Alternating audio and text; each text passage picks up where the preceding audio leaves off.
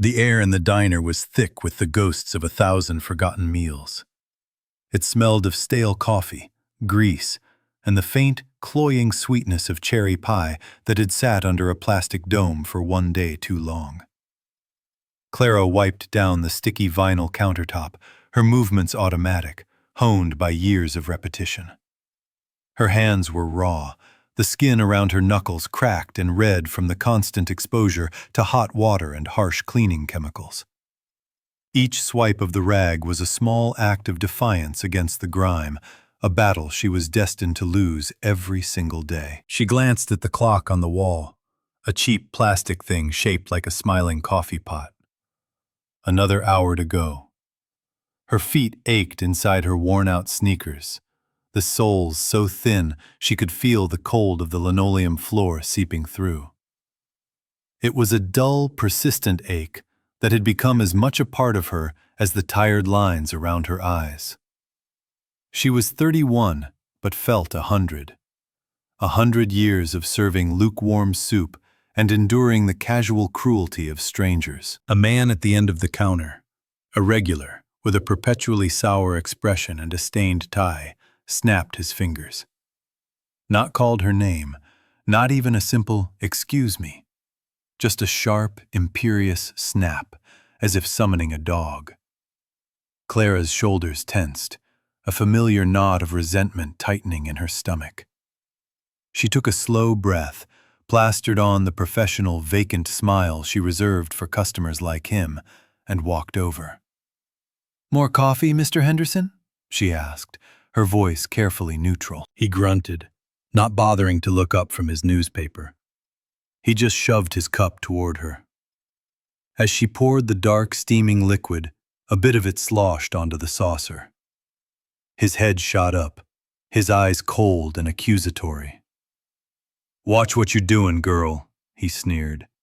"I'm not paying for you to be clumsy." "Sorry, sir," she mumbled, the apology tasting like ash in her mouth.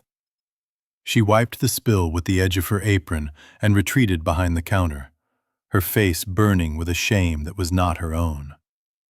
It was the shame of being powerless, of having to absorb these small humiliations just to make enough money to keep the lights on in her tiny, drafty apartment. Her thoughts drifted, as they always did, to her children.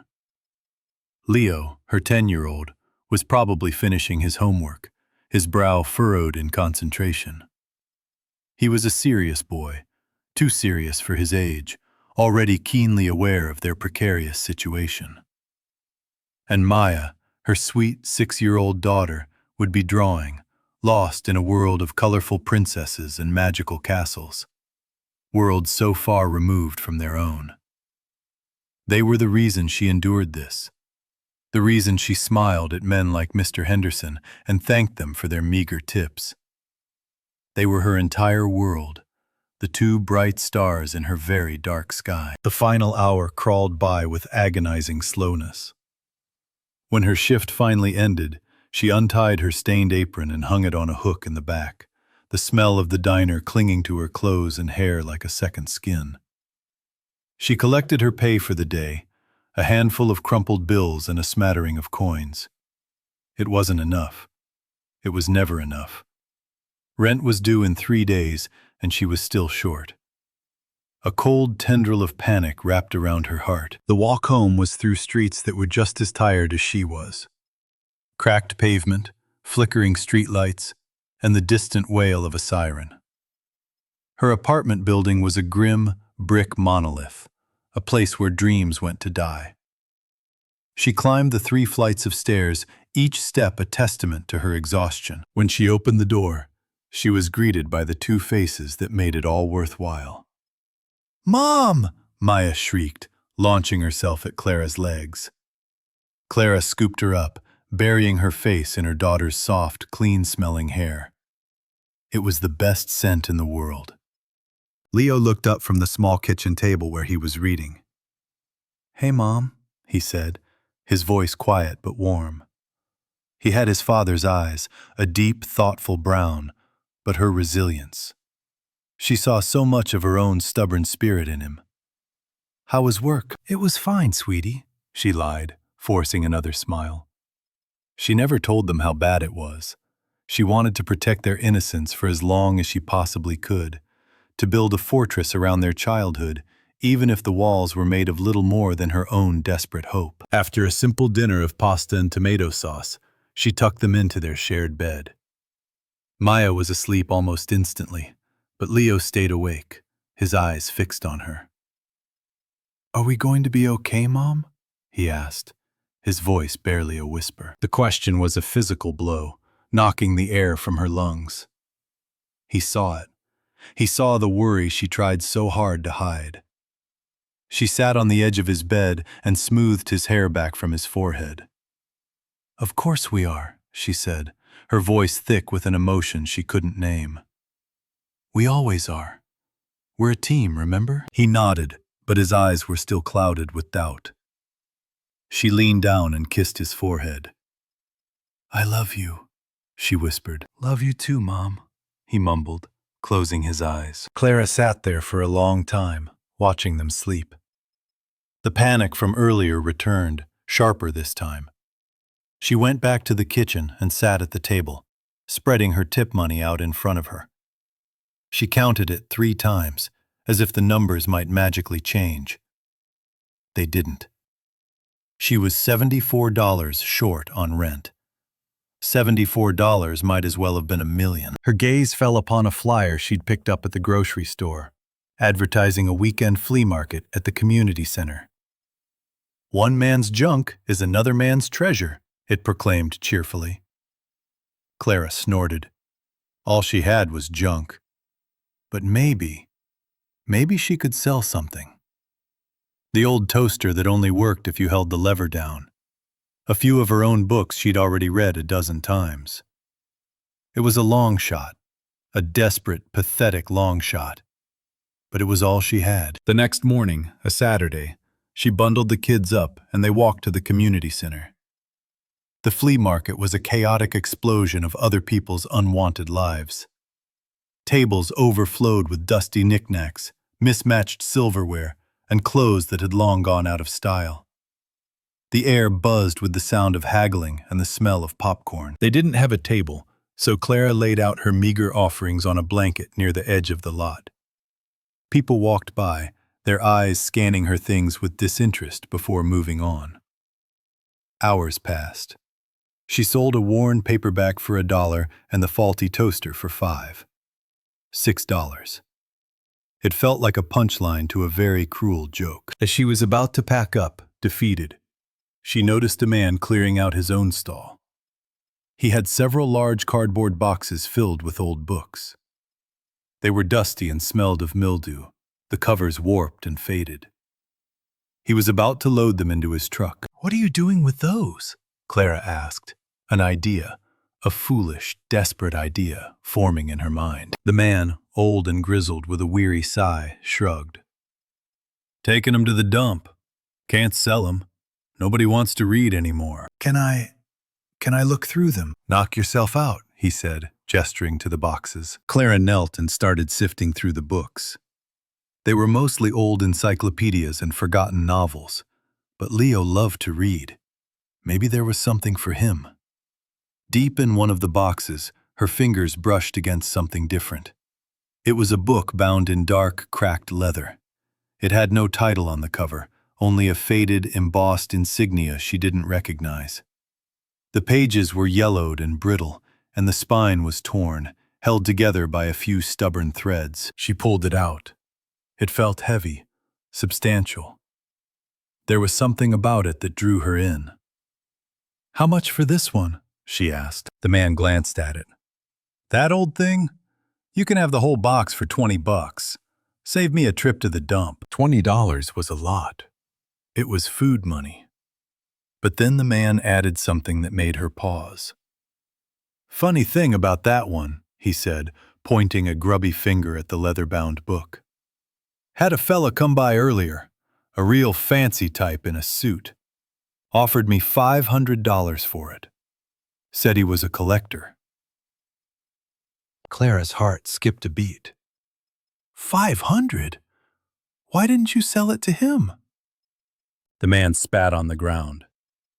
Idiot that I am, I told him I had to find the rest of the set first. He gave me his card, but I think I lost it. He was supposed to come back, but never did. His loss, your gain, I suppose. It's just junk to me. Clara's mind raced. $500.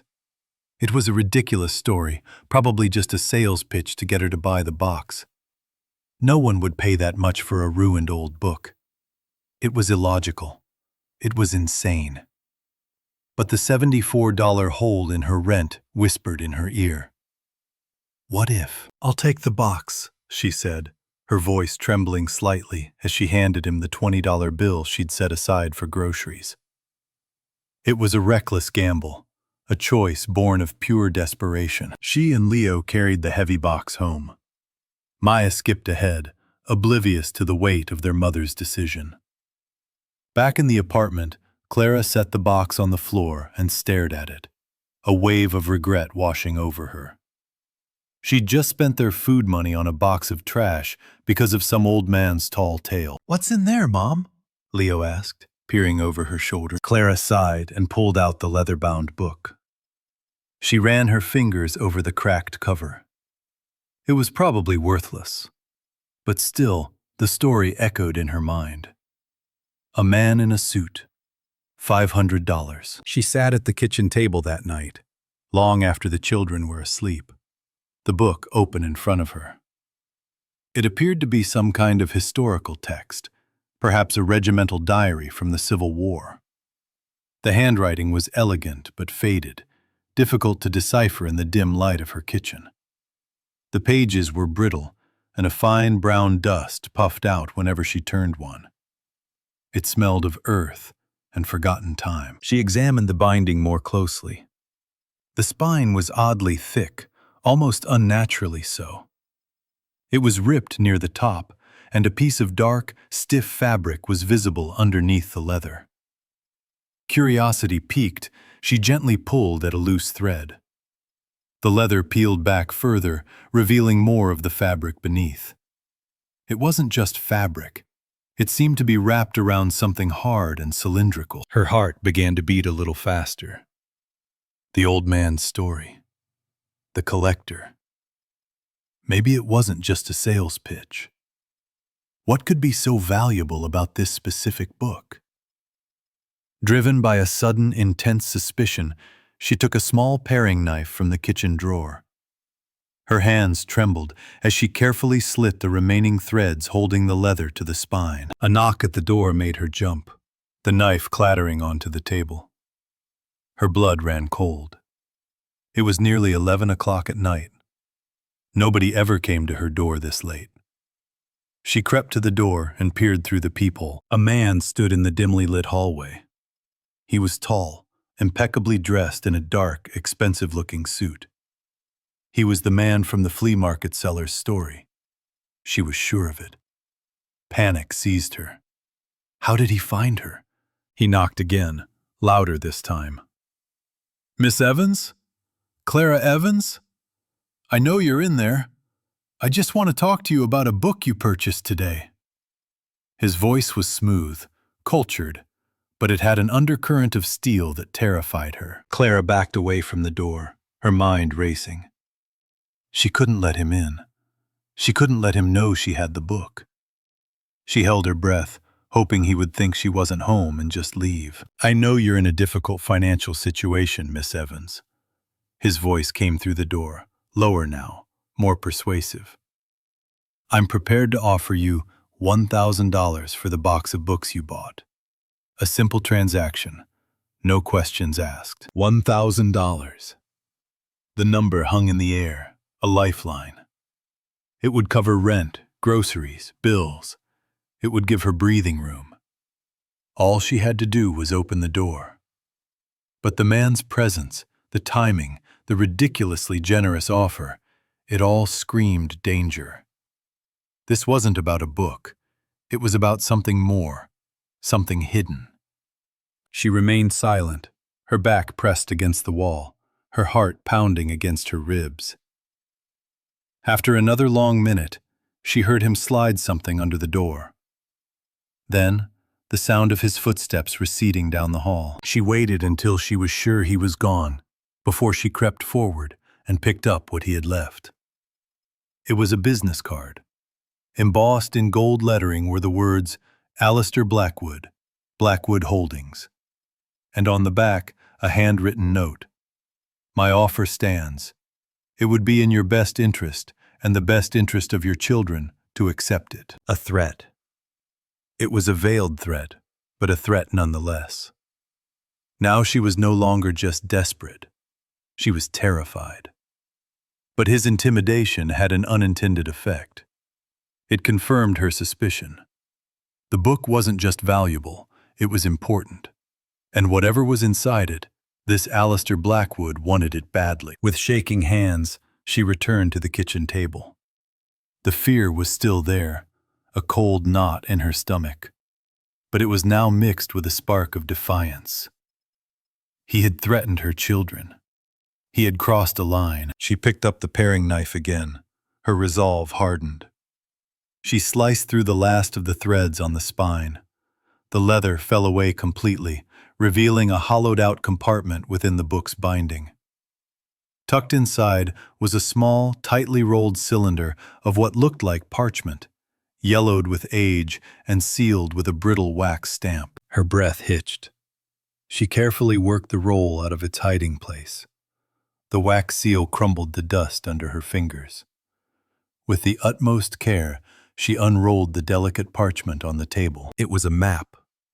A hand-drawn map, rendered in faded brown ink. It depicted a series of local landmarks, some of which she recognized, but they were labeled with names from a long-gone era. There were cryptic notes in the margins and a large X marking a spot deep in the woods several miles outside of town. Tucked inside the map was a folded letter, the paper even more fragile than the map itself. The ink was faint, but the handwriting was the same elegant script as in the diary. She carefully unfolded it. It began without salutation. If this is found, then I have failed. The knight's trust has been broken. Colonel Blackwood is a traitor to the cause and to God. He has taken the payroll for himself, a fortune in gold meant for the widows and orphans of our fallen brothers. He ambushed my men, claimed they were deserters, and silenced them forever. He does not know I survived the volley, long enough to commit his treason to this record. I have hidden the true ledger and the key to the vault. This map leads to it. The gold belongs to the faithful, not to a thief who builds his legacy on the graves of honorable men. Avenge us. Fiat Justitia. Clara read the letter 3 times, her mind struggling to comprehend the words. A payroll, a fortune in gold, Colonel Blackwood, a traitor. The name on the business card was Alistair Blackwood. It couldn't be a coincidence. This man who had threatened her family was the descendant of a thief and a murderer. She stared at the map, at the faded ink that represented a secret hidden for over a century. This wasn't just a book. It was a legacy of injustice. And somehow, it had fallen into her hands. The weight of it settled on her shoulders, a terrifying and exhilarating burden. For the first time in a very long time, she felt something other than desperation. She felt a glimmer of power. It was a dangerous power, a secret that could get her killed, but it was power nonetheless. And she had no idea what to do with it. The next morning, with the map and letter tucked safely in her purse, Clara dropped the kids off at a neighbor's house, telling them she had an important errand to run. Her hands were clammy, and a nervous energy buzzed under her skin. She couldn't go to the police. Who would believe her? An old map found in a book? They would laugh her out of the station. And Blackwood was clearly a powerful man. He probably had the local authorities in his pocket. She needed information. She needed context. She needed to understand what she was holding. Her first and only stop was the public library. It was a quiet, dusty sanctuary, a place that had always felt safe to her. She found an empty computer terminal in the corner and sat down, her heart thudding a nervous rhythm against her ribs. She started with the name from the business card. Alistair Blackwood. The search results flooded the screen. He was a titan of industry, the CEO of Blackwood Holdings, a massive conglomerate with interests in manufacturing, real estate, and finance. There were pictures of him at charity galas, shaking hands with politicians, his face a mask of cool, confident power. He was a pillar of the community, his family name synonymous with wealth and influence in their state for generations. Then she typed in, Colonel Thaddeus Blackwood. The search was more specific. He was Alistair's great-great-grandfather, a decorated officer in the Confederate Army during the Civil War. She found old articles, digitized historical records. The official story was that he had valiantly defended a key supply line until the very end of the war. After the surrender, he returned home and, through what was described as remarkable business acumen and shrewd investments, founded the company that would eventually become Blackwood Holdings. But as she dug deeper, she found whispers of controversy. An old, obscure historical journal mentioned a missing Confederate payroll, a massive shipment of gold bullion intended to fund the war effort in its final desperate days. The gold had been under Colonel Blackwood's protection, and it vanished without a trace. The official report, signed by Blackwood himself, blamed a surprise Union cavalry raid. All his men were reported killed in the skirmish. There were no other witnesses. The case was closed, lost in the chaos of the war's end. Clara felt a chill crawl up her spine. The letter writer's words echoed in her mind. He ambushed my men, claimed they were deserters, and silenced them forever. It all fit. Thaddeus Blackwood hadn't lost the gold, he had stolen it. He had murdered his own men to cover it up. The entire Blackwood fortune, the source of Alistair's power, was built on a foundation of lies and blood. She then searched for Knights of the Golden Circle, the phrase from the letter. She learned they were a real secret society that had operated before and during the Civil War, advocating for the expansion of slavery and supporting the Confederate cause. They were rumored to have amassed vast sums of money and gold to fund their operations. The payroll Blackwood stole wasn't just army funds. It was the treasure of a secret, fanatical organization. She felt dizzy, overwhelmed by the sheer scale of the conspiracy. This was bigger than a simple theft. It was a dark, foundational secret of one of the most powerful families in the state. And she, a broke waitress, was holding the key to unraveling it all. The librarian, a kind-faced woman with graying hair named Mrs. Gable, noticed her distress. "Are you all right, dear?" she asked, her voice soft. "You look like you've seen a ghost." I'm just doing some historical research," Clara stammered. Mrs. Gable smiled. "Local history can be quite fascinating and quite dark. If you're interested in the Civil War period around here, there's only one person you should talk to. He's forgotten more about it than most historians will ever know. His name is Arthur Abernathy." She wrote down a name and an address on a slip of paper. "He's a retired history professor, a bit of a recluse, but if you mention you're researching the Blackwood family's origins, I imagine he'll be more than willing to talk. He's not exactly a fan." Clara stared at the address. It felt like a sign, a path opening up in front of her. She thanked the librarian and left, her mind made up. She had to see this Mr. Abernathy.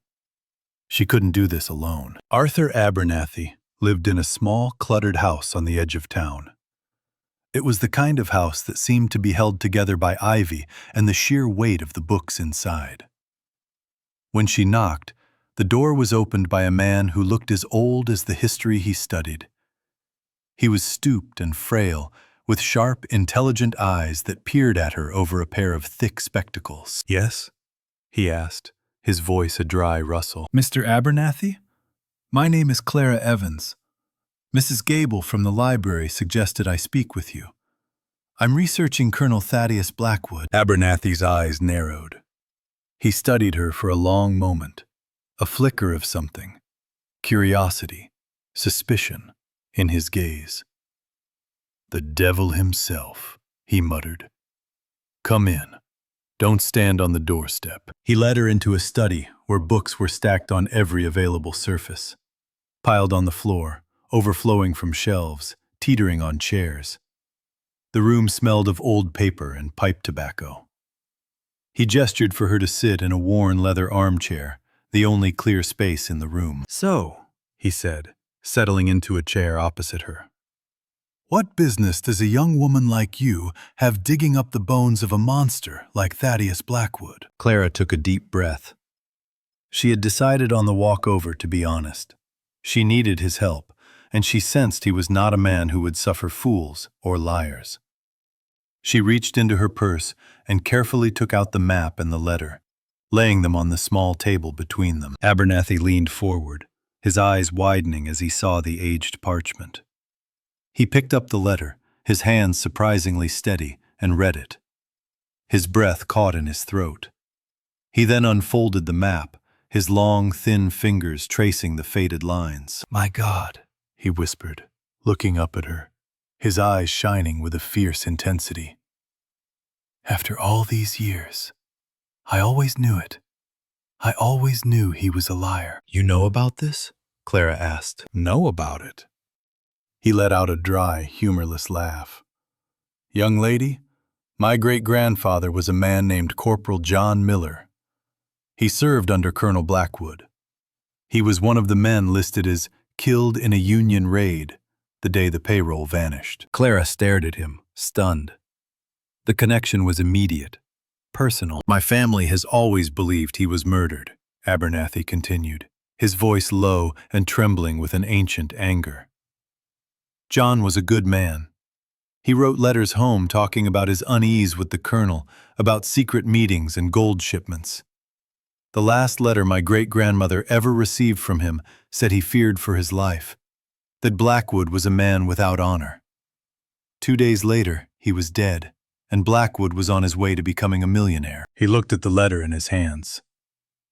This is the proof my family has sought for 150 years.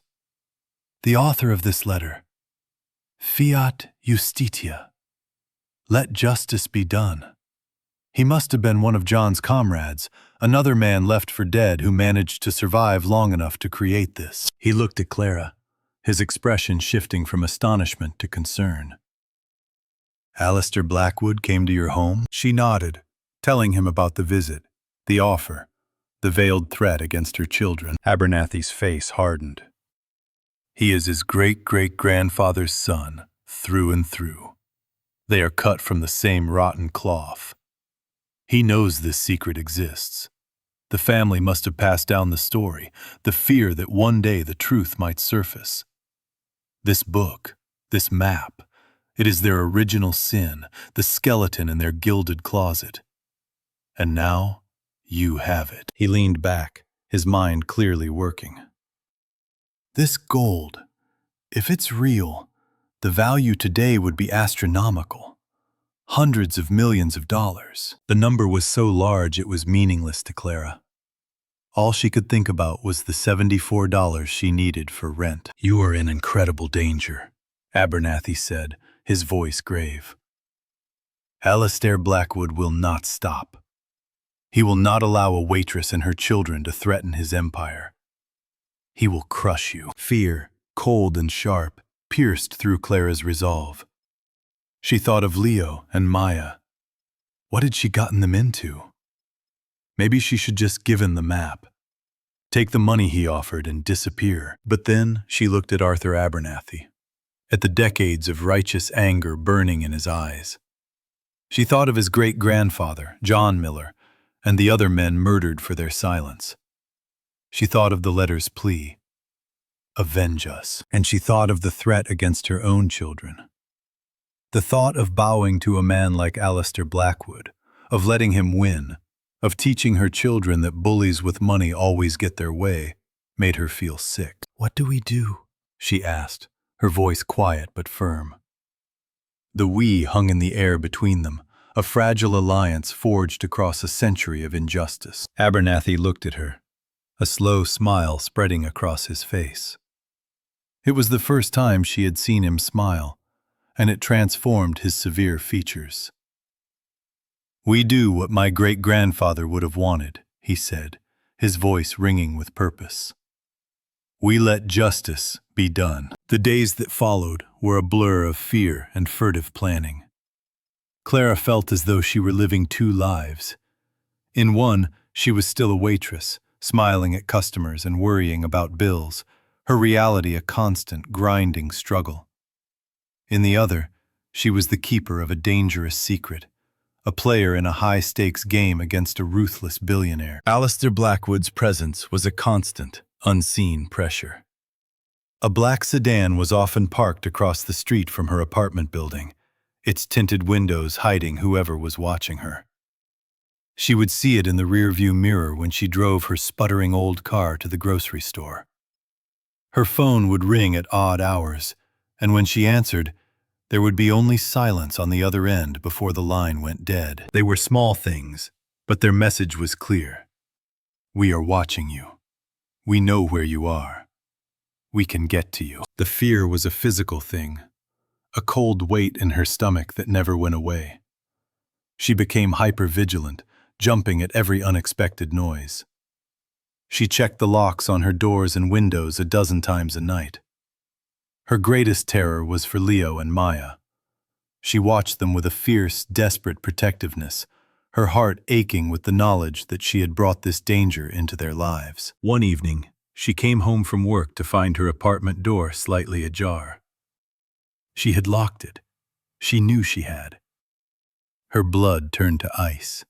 She pushed the door open, her heart hammering against her ribs. The apartment had been tossed. Not violently, not like a common burglary, but methodically. Cushions were off the sofa. Drawers were pulled open. The contents of her closet were disturbed. They had been looking for something specific. They had been looking for the map. Luckily, she had given the original map and letter to Mr. Abernathy for safekeeping. She only had photographs of them on a cheap disposable camera she'd bought. The intruders hadn't found what they were looking for, but they had left their message. The violation of her home, her sanctuary, left her feeling shaken and exposed. She called Mr. Abernathy from a payphone, her voice trembling. "They broke into my apartment. They were looking for it." "Are you and the children all right?" was his first question, his voice tight with concern. "We're fine. They didn't take anything. They were just sending a message." "This changes things, Clara," he said grimly. "He's escalating. We need to move faster." The pressure was mounting, and with it came a terrible choice. Mr. Abernathy had done some preliminary calculations. The payroll was recorded as 10,000 gold double eagles. In today's market, the gold alone was worth over $200 million. The historical value, the numismatic value, could be even higher. "You have a choice to make," Mr. Abernathy told her during one of their secret meetings in his dusty study. "The first path is the simplest. We leak the map to an anonymous source. Let the government find it. As the finder, you would be legally entitled to a percentage. It would be a fortune. More money than you could ever dream of. You could take your children, go anywhere in the world, and live in safety and comfort for the rest of your lives. Blackwood would be ruined, but the story would be about lost treasure, not about justice." It was a tempting offer. A vision of a life without fear, without the constant worry about rent and bills, flashed through her mind. A house with a yard. Good schools for her children. The simple peace of security. It was everything she had ever wanted. "What's the other path?" she asked, though she already knew. "The other path," he said, his eyes locking onto hers, "is the one the letter writer asked for. Fiat Justitia. We don't just find the gold, we expose the truth. We proved that Thaddeus Blackwood was a murderer and a thief. We proved that the entire Blackwood empire is built on a crime. We clear my great-grandfather's name. We use the discovery not just to enrich ourselves, but to right a historical wrong." He paused, his expression solemn. "But this path is far more dangerous. It means confronting Alistair Blackwood directly. It means we can't be anonymous. It puts you, and by extension your children, directly in his crosshairs. He will fight back with everything he has." The choice laid itself bare before her. Her own safety and wealth versus a more abstract, perilous concept of justice. What kind of future did she want for her children? A future of comfort, bought with a secret kept? Or a future built on the foundation of a difficult truth? A lesson that courage and integrity were worth more than gold. She looked at the photograph of the letter, at the desperate plea from a dying man. She thought of Corporal John Miller, a man she'd never met, whose family had lived with the stain of a lie for generations. And she thought of Alistair Blackwood's smug, arrogant face, the casual way he had threatened her family. The decision settled in her heart, not with a crash, but with a quiet, solid certainty. She couldn't take the easy way out. She couldn't let him win. She couldn't look her children in the eye years from now and tell them their comfort was paid for by her silence. "I want to teach my son and daughter that you don't back down from bullies," she said, her voice stronger than she thought it could be. "I want them to know that doing the right thing matters, even when it's hard. Especially when it's hard." Abernathy nodded slowly, a look of profound respect in his eyes. "I had a feeling you would say that. Your courage would make Corporal Miller proud." With the decision made, a new sense of purpose filled them. They were no longer just reacting. They were planning. They were fighting back. "We can't do this alone," Abernathy said. "Blackwood owns the local police and has politicians on his payroll. We need someone he can't control, someone with a national platform." He made a phone call. It was to a woman named Sarah Jenkins, an investigative journalist with a fierce reputation. She was known for taking down corrupt corporations and powerful, untouchable men. Abernathy had been a source for her on a story years ago, and she owed him a favor. 2 days later, Sarah Jenkins arrived in town. She was sharp, energetic, and had an air of cynical intelligence about her. She met them at Abernathy's house, and they laid out the entire story for her, presenting the letter, the map, and the research they had compiled. Sarah listened intently, her expression unreadable. She examined the evidence, asked pointed questions, and scrutinized Clara, trying to gauge her credibility. Finally, she leaned back in her chair and let out a low whistle. "If this is real," she said, "this isn't just a story. This is a legacy. This is the kind of story journalists dream about." She looked at Clara. "But he's right. It's incredibly dangerous. Are you sure you want to go through with this?" Clara nodded. "I am." "All right," Sarah said, a determined glint in her eye. "Then here's what we're going to do. We're going to give Alistair Blackwood just enough rope to hang himself. We need him to admit it. On tape." The plan they devised was audacious and terrifying. Clara would contact Blackwood. She would agree to a meeting, pretending she was ready to sell him the map. She would wear a wire. Sarah would have a team nearby, recording everything. "He'll never agree to meet me," Clara said, her stomach churning at the thought. "Oh, he will," Sarah replied with a grim smile. "His arrogance is his weakness. He thinks you're a nobody, a desperate single mother he can bully and buy. He'll want to look you in the eye when he does it. Men like him need to feel their power." Clara took a shaky breath. The thought of facing him, of being in the same room with the man who had terrorized her, was almost unbearable. But it was the only way. She made the call from a burner phone Sarah provided. His personal assistant answered.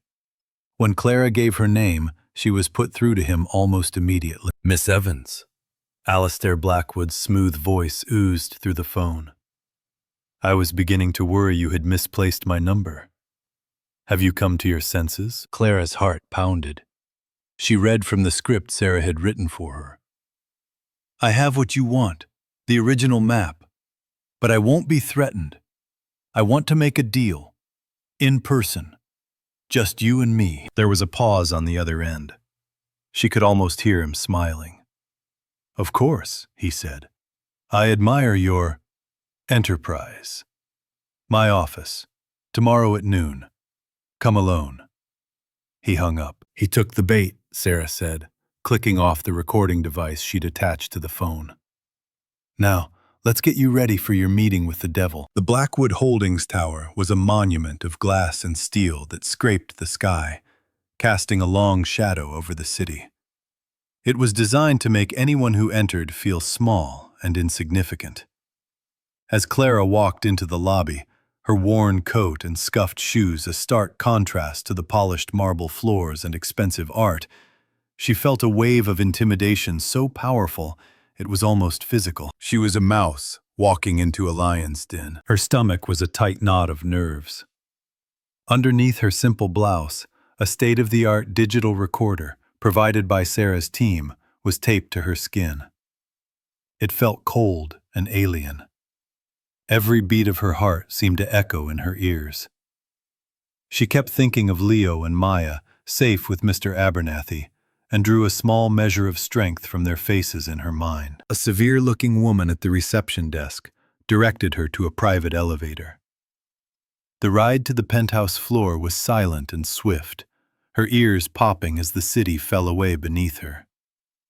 The doors opened directly into Alistair Blackwood's office. The room was breathtaking and obscene in its opulence. One entire wall was a floor-to-ceiling window, offering a panoramic view of the world he owned. The desk was a massive slab of dark, polished wood, empty except for a single, sleek laptop. Alistair Blackwood stood by the window, his back to her, looking out at his kingdom. He turned slowly, a confident, predatory smile on his face. He was exactly as he appeared in the photos, handsome, impeccably tailored, with cold, calculating eyes that seemed to see right through her. Miss Evans, he said, his voice dripping with condescension. Thank you for coming. Please, have a seat. He gestured to a single, uncomfortable-looking chair positioned in front of his massive desk. It was a clear power play. He would sit in his throne, and she would be the humble supplicant. Clara's fear warred with a rising tide of anger. She ignored the chair and remained standing, clutching her purse. I'm not here for pleasantries, Mr. Blackwood, she said, her voice shaking only slightly. Let's get this over with. His smile widened. Direct. I like that. But you have me at a disadvantage. You claim to have something of mine. Something that belongs to my family. It doesn't belong to your family, Clara retorted, emboldened by her own defiance. It was stolen, along with the lives of the men who were guarding it. Blackwood's expression flickered for a fraction of a second, the smile tightening at the edges. Strong words. Baseless accusations from a woman who finds a piece of old paper and suddenly thinks she's hit the lottery. He walked over to his desk and opened a drawer. He pulled out a checkbook. But I am a reasonable man, and I understand your position. Life has not been kind to you.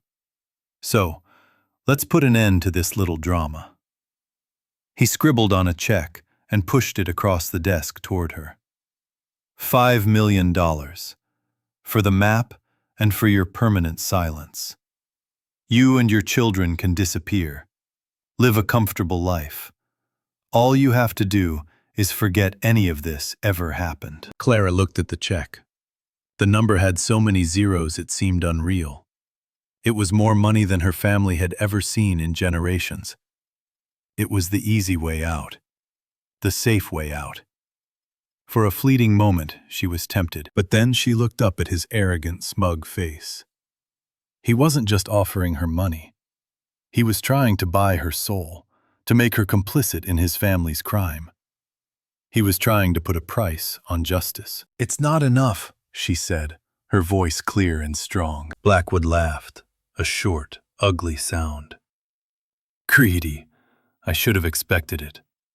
Fine. What's your number? 10 million? 20? Don't be shy. Every person has a price." This was the moment. The reason she was here. She took a deep breath. "It's not about the money. Not anymore." She looked him straight in the eye. "I want the truth. I want you to admit what your great-great-grandfather did. I want you to admit that he murdered those men and stole that gold." His face went dark. The mask of civility fell away, revealing the raw ugliness beneath. He moved from behind the desk, stalking toward her. "You are in way over your head, little girl," he hissed, his voice dropping to a menacing whisper. "You think you can come in here and make demands of me? Let me explain to you how the world works." He leaned in close, his voice low and venomous. "If you refuse my offer, here is what will happen. I will make one phone call, and the factory where you work part-time will suddenly have a layoff. Your position will be eliminated. I will make another call to the owner of that slum you live in, and you and your brats will be evicted for some fabricated health code violation. You'll be homeless." He wasn't finished. "And then, if you still insist on being stupid, things get worse. Perhaps a small amount of drugs is found in your car during a routine traffic stop. You're a single mother, already struggling. Who do you think the courts will believe? You'll lose your children, Miss Evans. They'll be swallowed by the foster care system, and you will be in a cell, rotting. And I will find that map. I will destroy it, and you, and this entire sordid little affair will be erased." He stepped back, his chest puffed out, confident he had broken her. "So I'll ask you one more time. Do we have a deal?" Clara was trembling, but not with fear. It was rage. A pure, cleansing rage. He had laid his soul bare, and it was as black and rotten as she had imagined. He had confirmed everything. And the little device taped to her skin was capturing it all. She met his gaze, and for the first time, she didn't feel like a mouse. She felt like the trap. "No, Mr. Blackwood," she said, her voice ringing with a moral clarity that stunned him into silence. "We don't have a deal. My children will have a mother who taught them that some things aren't for sale. Truth isn't for sale. Justice isn't for sale. And a legacy built on murder and lies isn't a legacy. It's a curse." His face contorted with fury. He raised his hand as if to strike her. At that exact moment, the office doors burst open. Sarah Jenkins strode in, flanked by two grim-faced men in dark suits who flashed FBI badges. "Alistair Blackwood," one of the agents said, his voice booming in the suddenly silent room. "You're under arrest for conspiracy, witness tampering, and threats of retaliation." Blackwood froze, his face a mask of disbelief. He looked from the agents to Sarah, and finally to Clara. In her eyes, he saw not fear, but victory. He understood. He had been played. "This is all on tape, Alistair," Sarah said, holding up a small receiver that had been broadcasting the entire conversation. "Every last word. Your threats, your implicit admission. You just wrote the headline for my story yourself." The bravado drained from Blackwood's face, replaced by a pasty, slack-jawed panic.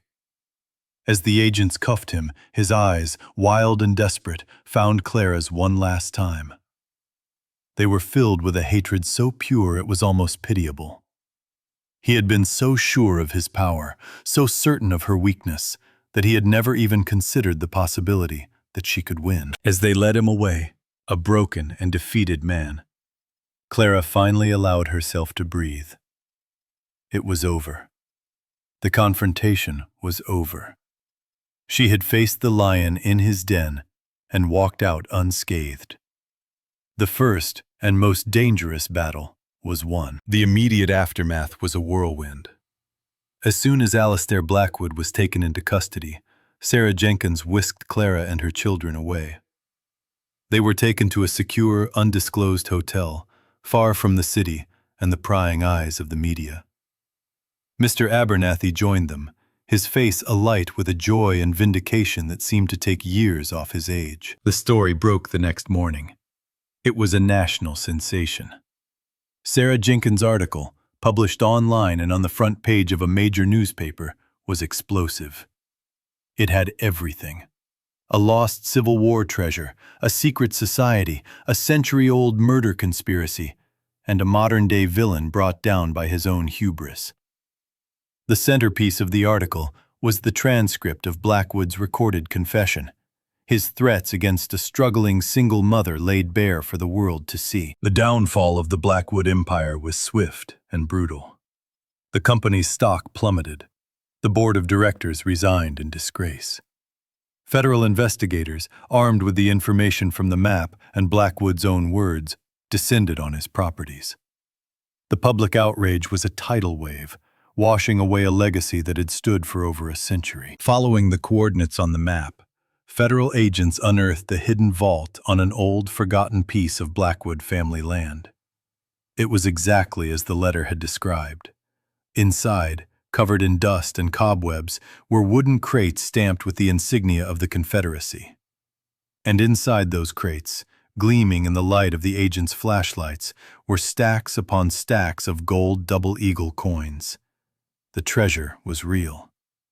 Alongside the gold was another metal box containing the true regimental ledger, detailing the payroll and including signed affidavits from Colonel Blackwood's men, written just before they were murdered, attesting to their commander's treasonous plans. It was the final, irrefutable proof. Clara watched the news reports from the safety of the hotel room, her children beside her on the bed. They were too young to understand the complexities, but they understood the basics. "Mom, you caught the bad man," Maya said, her eyes wide with admiration. Leo just squeezed her hand, a look of quiet pride on his face. In that moment, Clara knew she had made the right choice. No amount of money could ever compare to the look on her children's faces, the knowledge that she had shown them what true strength looked like. The legal proceedings that followed were complex. The gold was technically the property of the long-defunct Confederacy, making its ownership a thorny issue. But Clara, represented by a team of pro bono lawyers arranged by Sarah Jenkins, had a strong claim as the discoverer of the assets. And more importantly, she had the power of public opinion on her side. She was David who had slain Goliath, the powerless waitress who had toppled a corrupt dynasty. She was eventually awarded a significant finder's fee by the courts, a sum that was more than enough to ensure she and her children would be comfortable for the rest of their lives.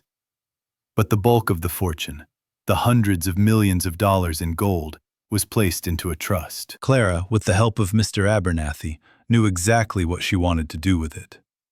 She used the money to establish a charitable foundation.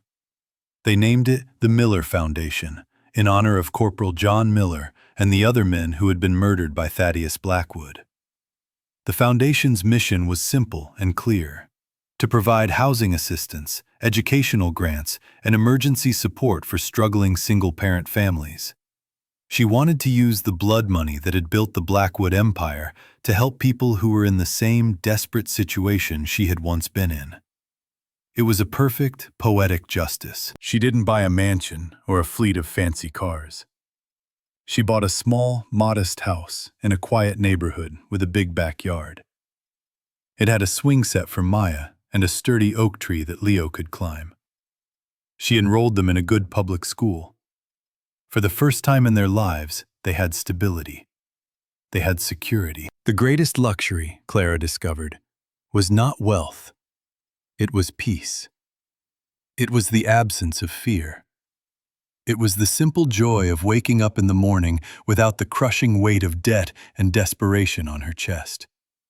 It was being able to tuck her children into bed at night, knowing they were safe and that their future was bright. She had her life back, a life free from the shadows that had haunted her for so long. 1 year later, the world had moved on. But the changes in Clara's life were profound and lasting. The Miller Foundation was a resounding success. It had already helped dozens of families, preventing evictions, funding college educations, and providing a safety net for those on the brink. Clara was not a distant, hands-off benefactor. She was actively involved, often meeting with the families the foundation supported. She saw her own past in their eyes, the same exhaustion, the same fear, the same fierce love for their children. She would sit with them, not as a wealthy donor, but as someone who understood. She would listen to their stories and offer not just financial help, but hope. "I've been there," she would tell them. "You are not alone. It can get better." Her house was no longer just a structure. It was a home, filled with warmth and laughter. The backyard was their sanctuary. On a sunny afternoon, she sat on the porch, watching Maya, now 7, pump her legs furiously on the swing, trying to touch the sky with her toes. Leo, now 11 and taller, sat under the oak tree, lost in a book. Not a battered hand-me-down, but a brand new one he'd picked out himself at the bookstore. They were happy. They were thriving.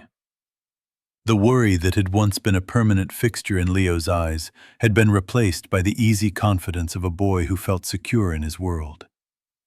Maya's laughter was a constant, bright melody in the air. Mr. Abernathy was a regular visitor. He had become a grandfather figure to the children, filling their heads with stories of history and adventure. His great-grandfather's name had been officially cleared, his honor restored. A small public plaque was erected in the town square, dedicated to the memory of Corporal John Miller and his men, finally acknowledging their sacrifice and Blackwood's betrayal. For Arthur Abernathy, it was the closing of a painful chapter that had haunted his family for generations. One day, Clara felt a strange compulsion. Alistair Blackwood had been sentenced to 20 years in a medium-security federal prison. His fortune was gone. His name was a synonym for disgrace. He was a broken man. She decided to visit him. She found him in a sterile prison visitation room. He was a shadow of his former self. The expensive suit was replaced by a drab prison jumpsuit. The arrogant confidence was gone, replaced by a hollow, bitter emptiness in his eyes. He looked older, smaller. He stared at her with a look of dull hatred. "What do you want?" he rasped. "Come to gloat?" Clara shook her head. "No, I just came to tell you about the Miller Foundation." She told him about the families they were helping. She told him about the single mothers who could now afford to go back to school, about the children who wouldn't go to bed hungry. She explained how the gold his family had stolen to build an empire of greed was now being used to create a legacy of compassion. She wasn't trying to be cruel. She was simply stating a fact. She wanted him to understand the true consequences of his family's actions and the true nature of the justice that had finally been served. "You took everything from me," he whispered, his voice cracking. "Your family took everything from Corporal Miller and his men," she replied, her voice even, without malice. "They took their lives, their honor, and the future of their families. All I did was help return what was stolen. The rest, you did to yourself." She stood up to leave. She offered him no forgiveness, no pity, just the cold, hard truth. As she walked away, she felt a final sense of closure.